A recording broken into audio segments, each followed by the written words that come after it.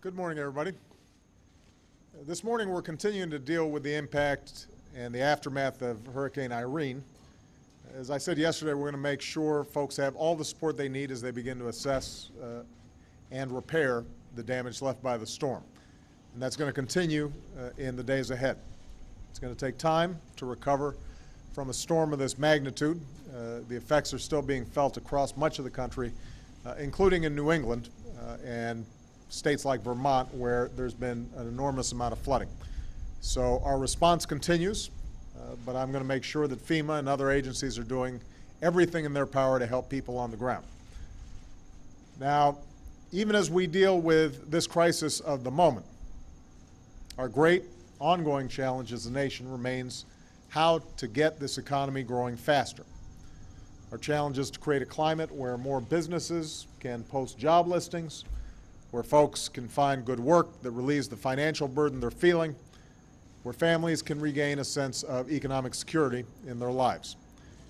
That's our urgent mission, and that's what I'm fighting for every single day. And that's why today I'm very pleased to nominate Alan Krueger to chair the Council of Economic Advisors. Come on down here, Al. Alan brings a wealth of experience to the job.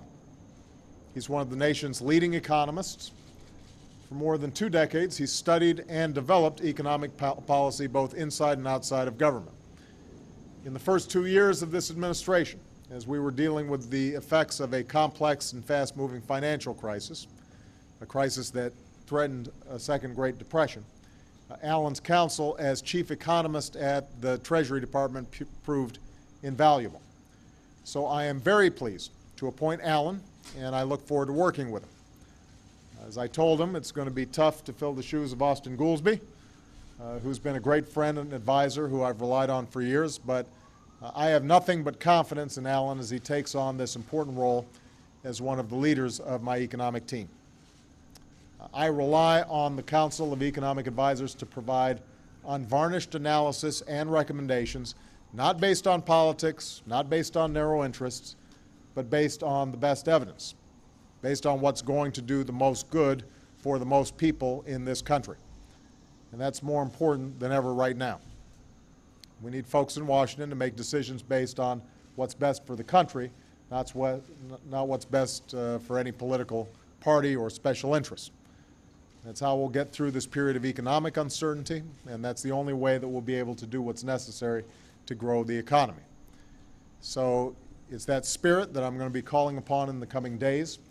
Next week, I will be laying out a series of steps that Congress can take immediately to put more money in the pockets of working families and middle-class families, to make it easier for small businesses to hire people, to put construction crews to work rebuilding our nation's roads and railways and airports, and all the other measures that can help to grow this economy.